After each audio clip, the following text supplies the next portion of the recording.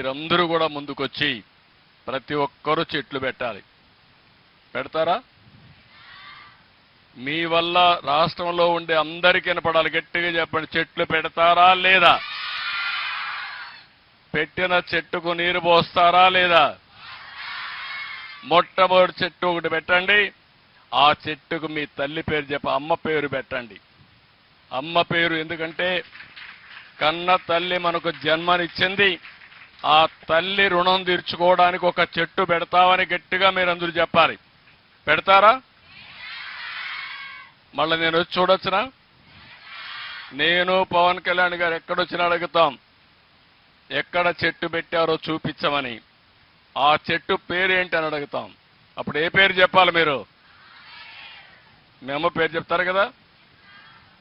ఇంత మునుపు పాలకులు మరిగా మీ తండ్రి తాత ఇచ్చిన పట్టాదారు పాస్